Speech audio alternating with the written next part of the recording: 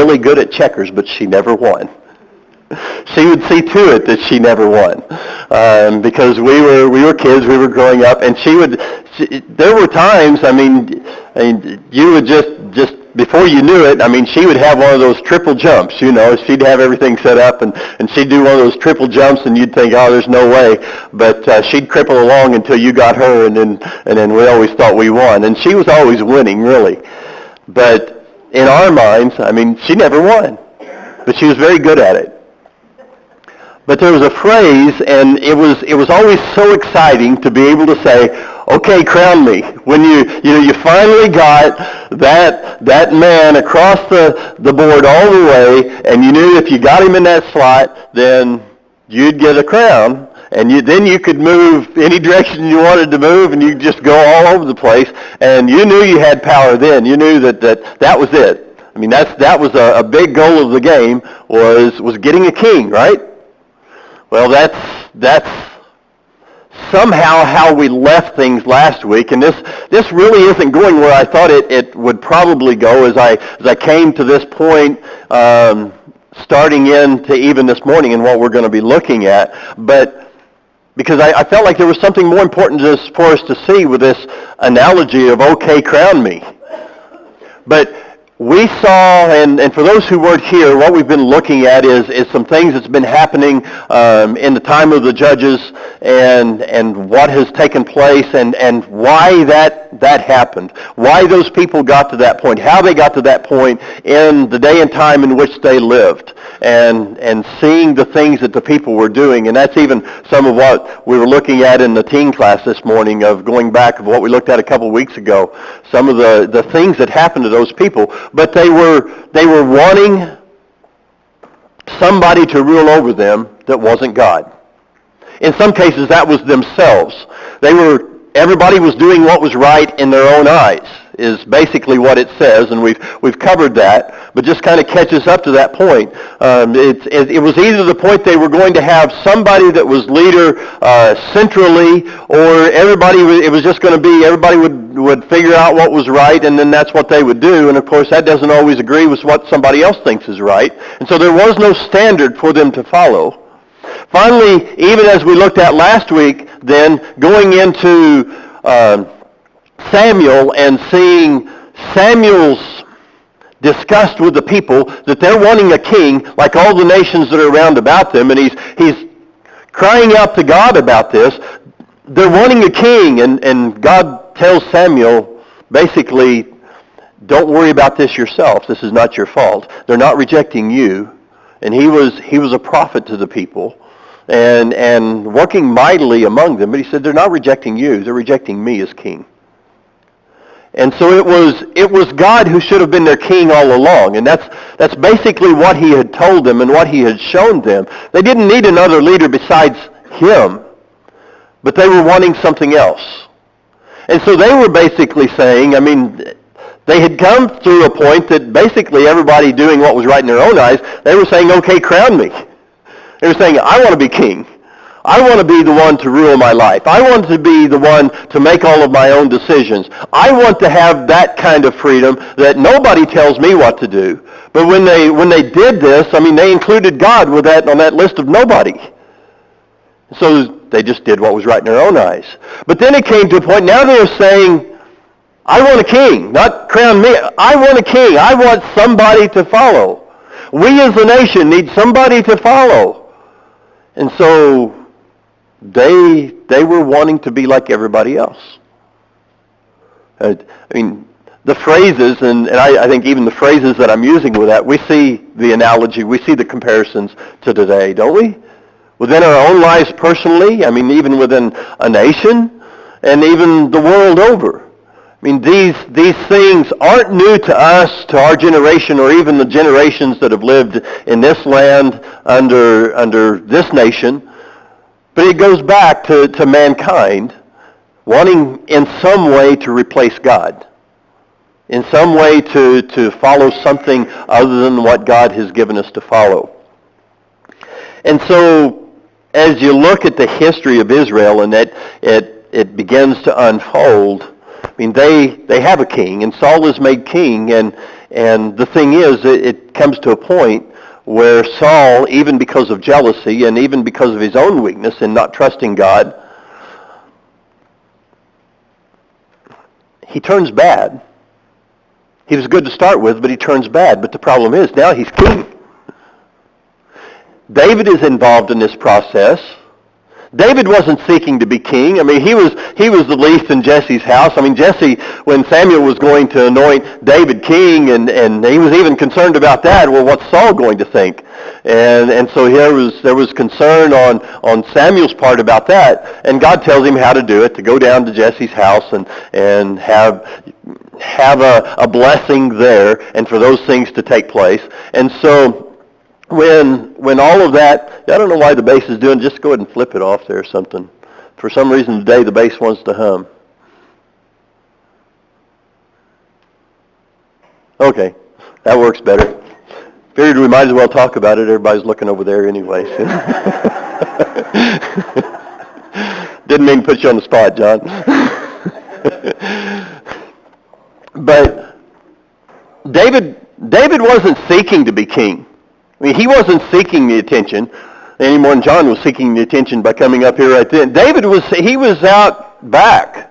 And all the sons, passed before Samuel, and that wasn't the one. So here this young, ruddy guy, as it calls him, I mean, he has him come before him, and this is David. Well, he anoints him as king.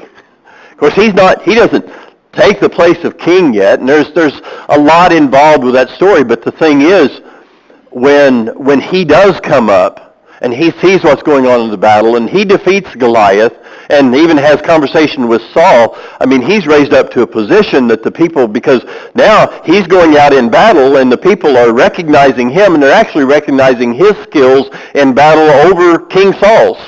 And the songs that they're singing are giving, David the preeminence over Saul, and Saul doesn't like that, and so there's these fits of jealous rage start happening, and all this takes place because they have a king. David becomes king eventually, and David shows himself a man of honor.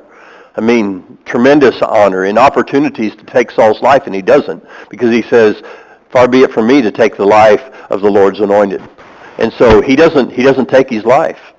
And he spares him. I mean, there's a couple of incidents where it wouldn't have been a problem at all.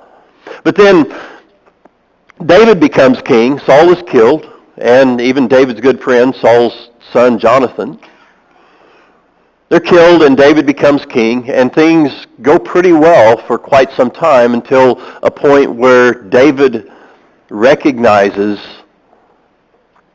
the power that is placed within his hands, seemingly to do whatever he wants to do, whenever he wants to do it, and with whoever he wants to do it with. Remember those phrases? And so then you have David doing that. Bathsheba enters into the picture as he sees her from his rooftop, and he calls her over to his place. She was a married woman. David even, he lies about this. He does things to cover it up, having her husband come home and from the battlefront and trying to cover all this up and all of these things. I mean, it just snowballs, and all of this is happening because David is king.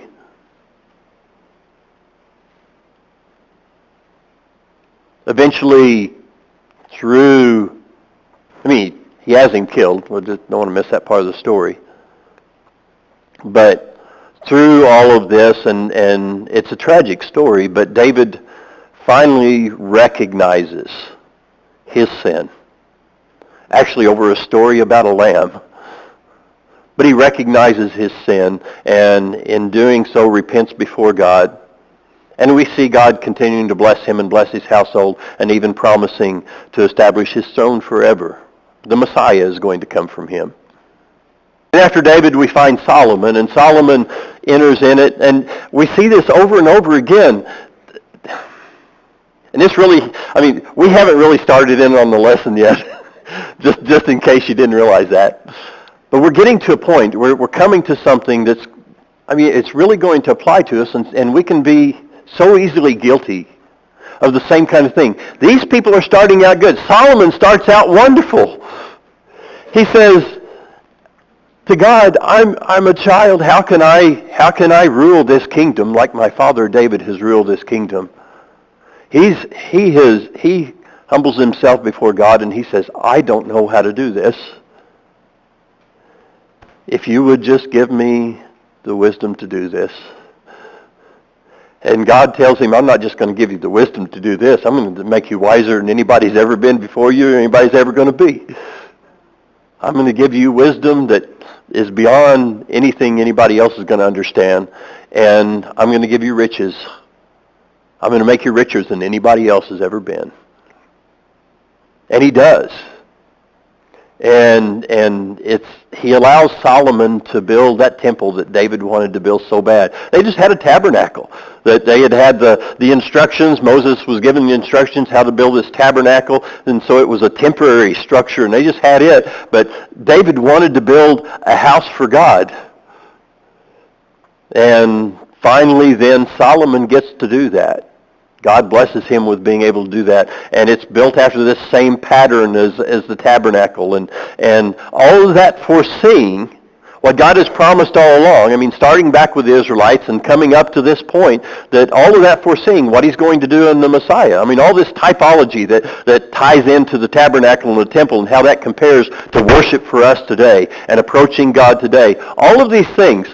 But then Solomon, ends up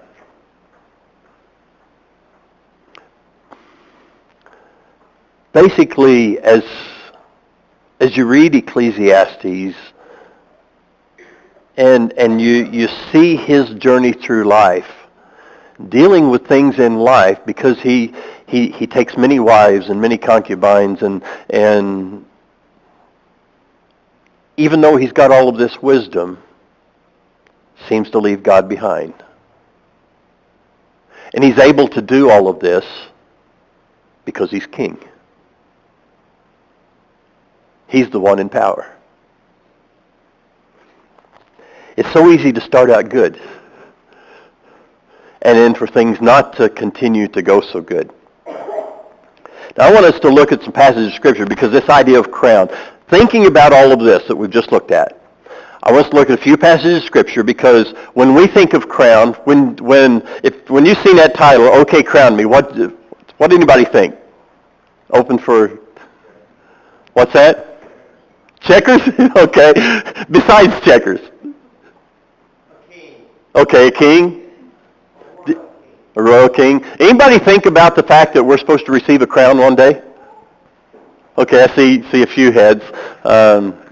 That we're promised some things in Scriptures, and I want us to look at that, because these are passages that are encouraging passages to us. They're passages that should mean something to us. They're there for a reason. Turn, if you will, to 2 Timothy chapter 4. 2 Timothy chapter 4.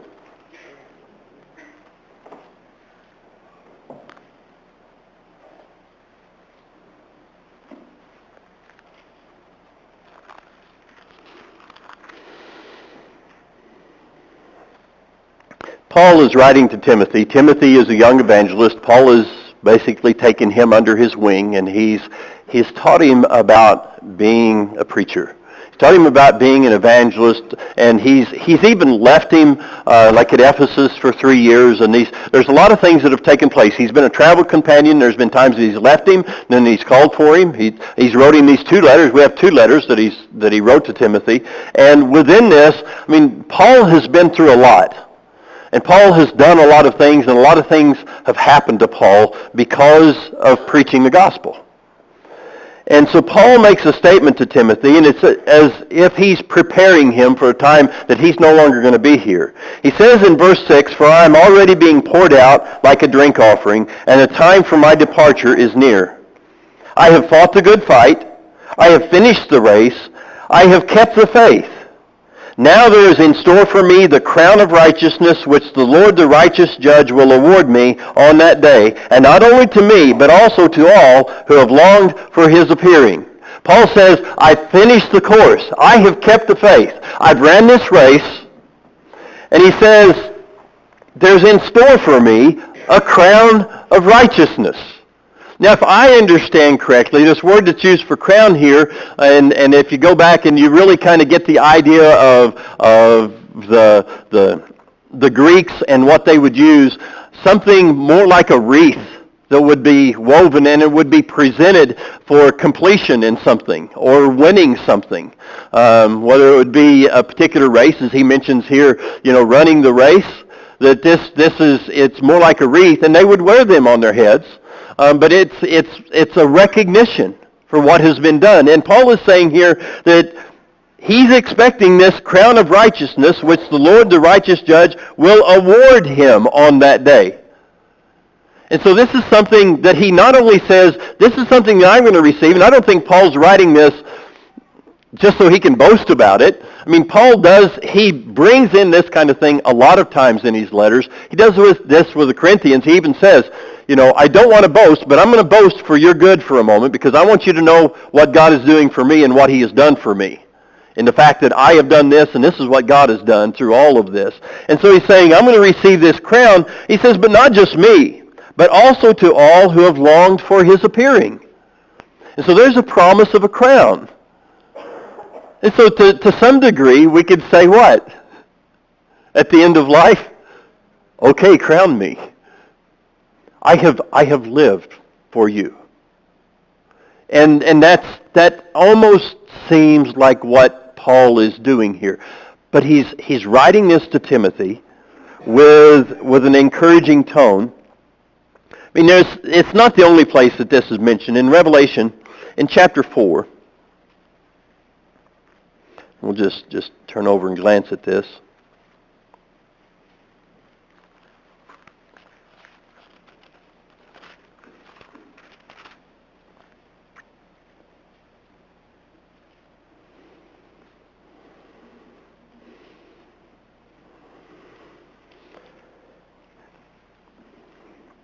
Tell you what, don't go to that one yet.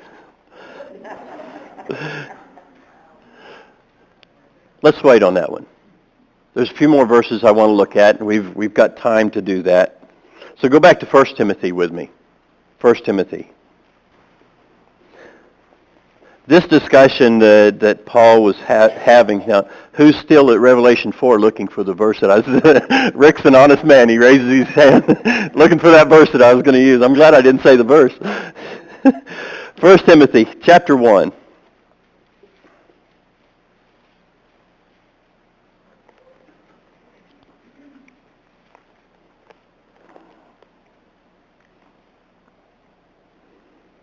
In verse 18, he says, Timothy, my son, I'm giving you this command in keeping with the prophecies once made about you, so that by recalling them you may fight the battle well, holding on to faith and a good conscience, which some have rejected and so have suffered shipwreck with regard to the faith.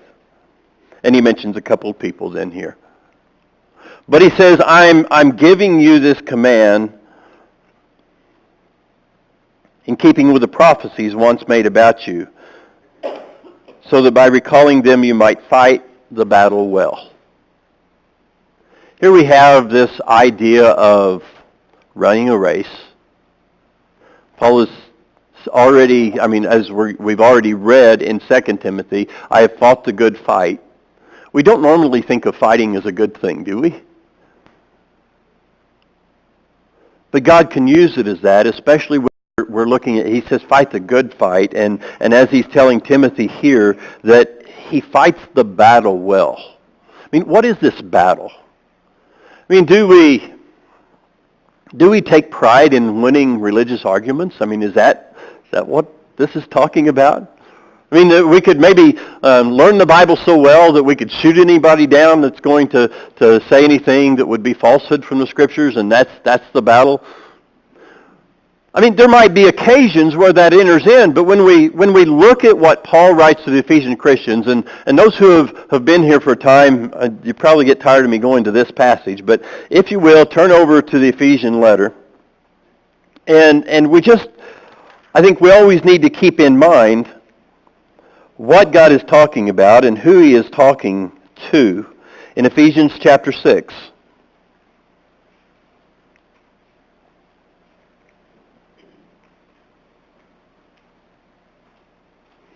He says in verse 10, "Finally be strong in the Lord and in his mighty power. Put on the full armor of God so that you can take your stand against the devil's schemes." Okay, so he says put on the full armor of God, which he goes into great detail as what that is. And we're not going to take the time to go into all that detail again this morning. But he says put on the full armor of God. Well, if you're putting on armor, what are you getting ready to do? Go into battle. I mean, there's no doubt about that. That's what armor's for. Putting on the full armor of God so that you can take your stand against the devil's schemes. There's all kinds of things we can gain from that. One, if he says the devil schemes, then we know that the devil is scheming. The devil is planning. The devil is figuring out ways to attack. And so we can take on the full armor of God so that we can stand against the devil's schemes. He says, "For our struggle is not against flesh and blood, but against the rulers, against the authorities, against the powers of this dark world, and against the spiritual forces of evil in the heavenly realms." This doesn't mean that it won't sometimes be people. Our struggle is not against flesh and blood. And so that's not where our attack is to be aimed. Or our defenses is just against people. Saying there are spiritual forces of darkness that Satan is scheming to attack us with. So we go into battle. But when he says heavenly places, I mean, when you look through Ephesians, I mean, you start in the first chapter and come right on through. We are seated in the heavenly places. He says he has seated us in the heavenly places with Christ. That's not future. That's now. Because we are spiritual beings. We may still be in a physical body, but we are spiritual beings. He has created us as such. And so when we see that heavenly places here, it's things that go on around us. Things that we face from day to day. And so, yes, there's a battle. And it has something to do, I mean, when Paul is saying in 2 Timothy, as we looked at to begin with, he says he has fought the good fight. He has finished the race. I mean, the course is done. And he says because of that, he's going to receive the crown of righteousness. Because of that. 1 Corinthians chapter 9, just looking at some of these passages that have this kind of terminology. So turn back just a little bit.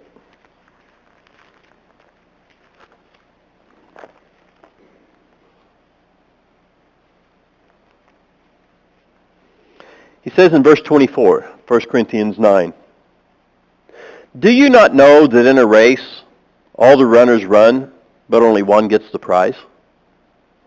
Run in such a way as to get the prize. Everyone who competes in the games goes into strict training. They do it to get a crown that will not last, but we do it to get a crown that will last forever." Is it wrong to go after this crown? No. Was it wrong for David to become king? Or Solomon to become king? Or Saul to become king? No. As a matter of fact, God sanctioned it. He had them anointed as king.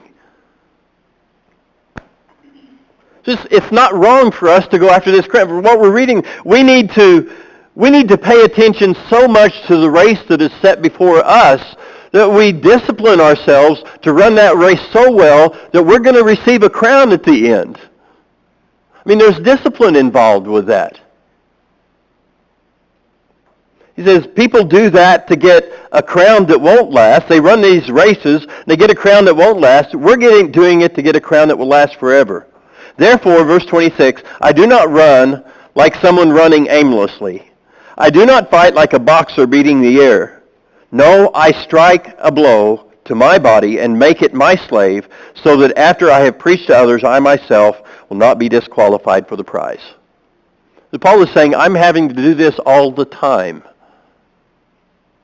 Not as just somebody beating the air and it's not doing any good. Does anybody like boxing? I know, those of you who don't like boxing, you don't see how in the world we can like boxing. fun to watch, isn't it, Rex?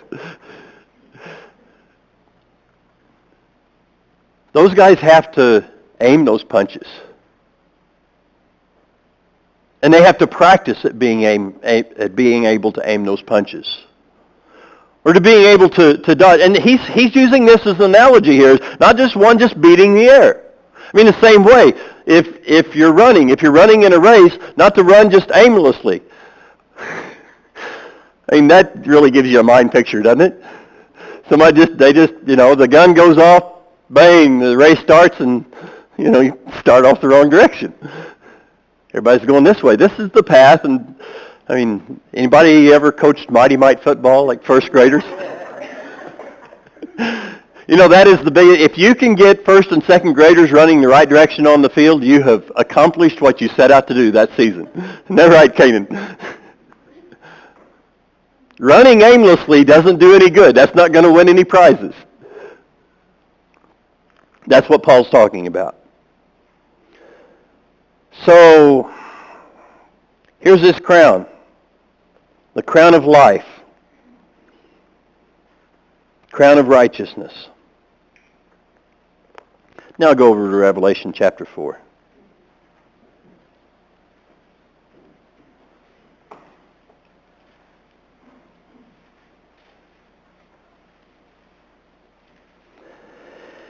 He has finished these first three chapters, and he's been pretty hard on the churches of Asia.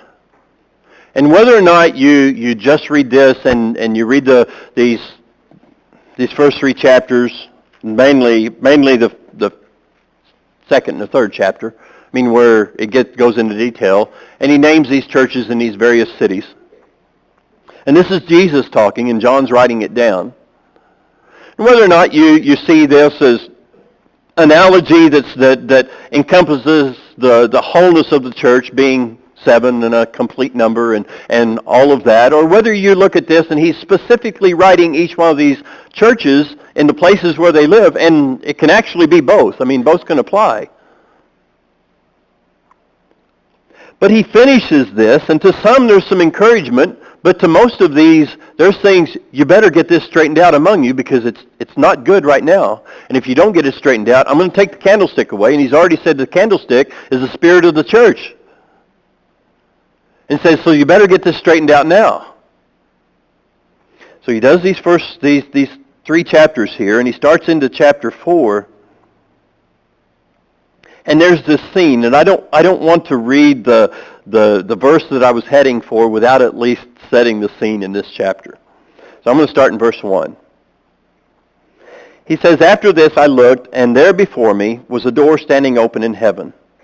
And the voice I had first speaking to me, like a trumpet, said, come up here, and I will show you what must take place after this. At once I was in the Spirit, and there before me was a throne in heaven with someone sitting on it. And the one who sat there had the appearance of jasper and ruby. A rainbow that shone like an emerald encircled the throne. Surrounding the throne were 24 other thrones, and seated on them were 24 elders. They were dressed in white and had crowns of gold on their heads.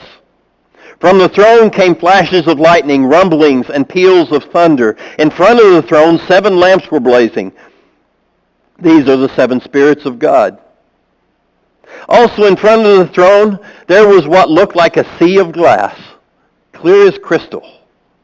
In the center, around the throne, were 4 living creatures, and they were covered with eyes in front and in back. The first living creature was like a lion. The second was like an ox. The third had a face like a man.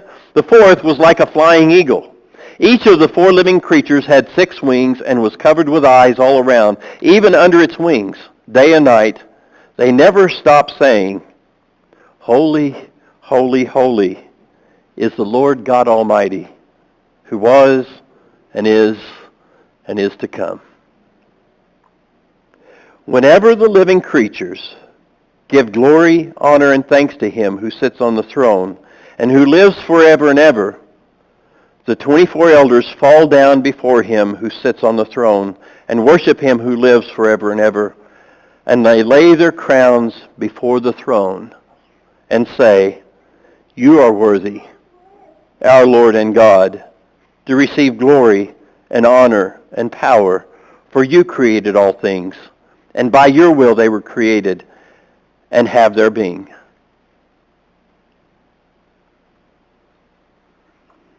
He's made us some promises because he wants us to understand he has some fantastic things waiting for us.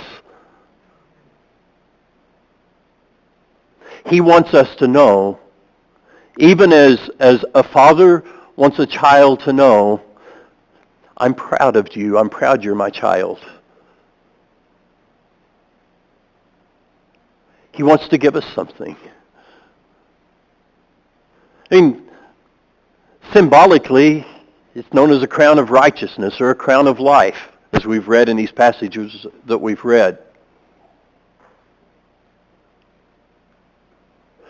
But let us never get to a point that because we realize we're going to receive a crown,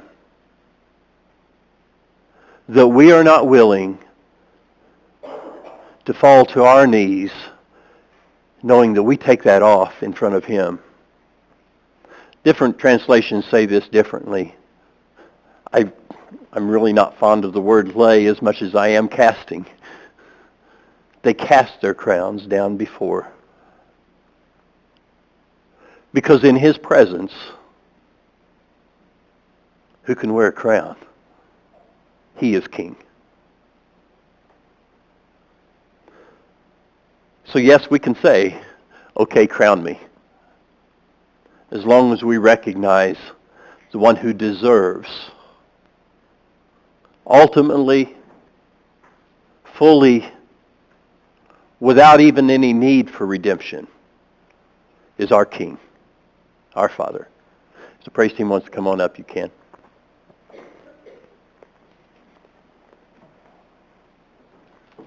So we have all these examples, all those who have gone before in circumstances and cultures and things that are so far sometimes removed from us and our thinking, and how they must have understood life in so many different ways than maybe we do.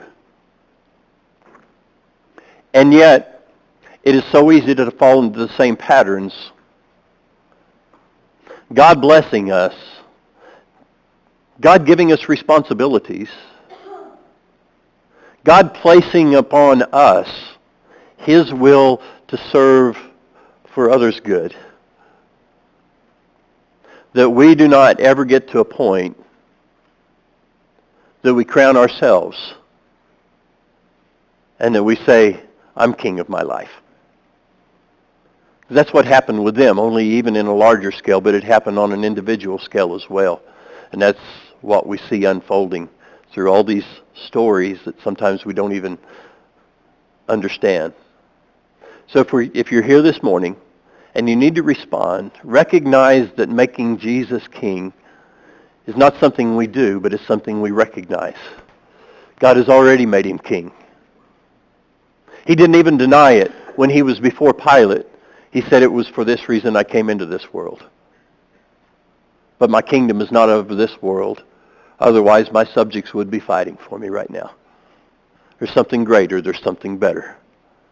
If you're willing to accept that, if you're willing to make him king of your life, then that's a choice that you have to make. So if you need to respond to the gospel, if you need prayers, whatever might be the case, we're offering you an invitation this morning. Come as we stand and sing.